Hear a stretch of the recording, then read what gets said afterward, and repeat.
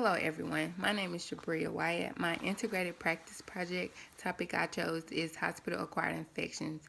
My topic focused on reducing the risk of hospital-acquired infections, specifically CLABSIs and CODIs. A CLABSI is a central line associated bloodstream infection, and a CODI is a catheter associated urinary tract infection. These two infections are the most prevalent hospital-acquired infections.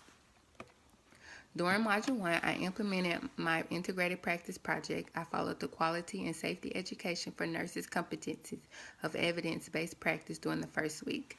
I obtained permission and collaborated with my nurse manager. I then collected 3 current evidence-based practice resources supporting my topic of hospital-acquired infections, reducing the risk of CLABSIs and CODIs in patients that have central venous catheters and indwelling urinary catheters. The project was initiated following the SMART goals, which detail specific criteria. The goals were meant to be specific, measurable, achievable, realistic, and time-phased. My project focused on acknowledging ways to reduce CLABSIs and CODIs in patients that have central venous catheters and indwelling urinary catheters. My goal was to increase the knowledge of 10 nurses on providing different measures to reduce these risks. There are guidelines that have been published regularly by the CDC and the World Health Organization. These guidelines explain important underlying principles that lay down practice points for general infection control measures, which should be mandatory for any hospital. During week 2, I developed a PowerPoint using informatics as a tool for facts and instructions. I then further collaborated with the unit manager and staff.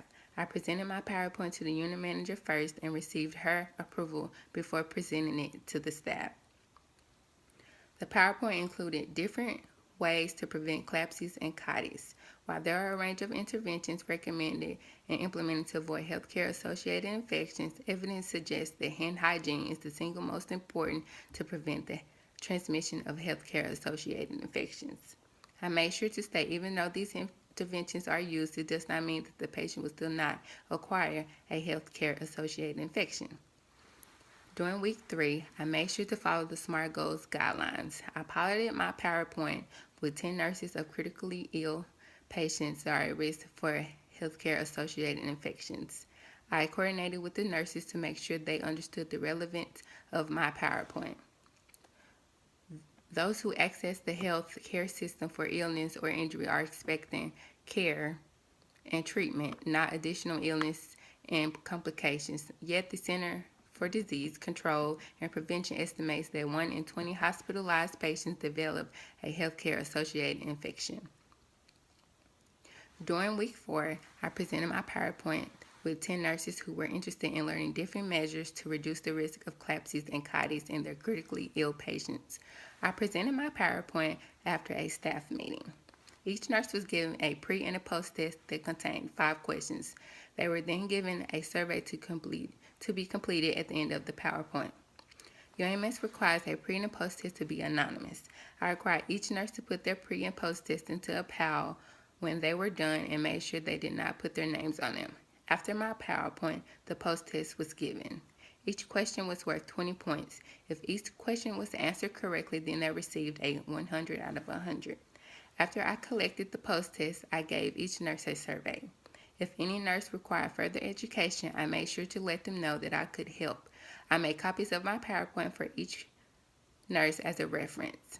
I placed my email on the PowerPoint as a way to contact me if they had further questions.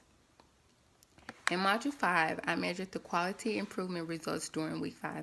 After I evaluated each test and survey, the knowledge for these interventions increased from 80% to 100%. This demonstrated a 20% improvement rate. This resulted in an increase in effective prevention of healthcare-associated infections in critically ill patients. In Module 6, I analyzed each nurse's effectiveness of the different measures used to reduce the risk of CLABSIs and CODIs by having them verbalized to different measures. The information I obtained from researching my topic not only helped with my IPP, but also with my career as a nurse. I was able to meet my objectives and journal the weekly interventions that helped me achieve these goals, then follow up my project with this video. Thank you.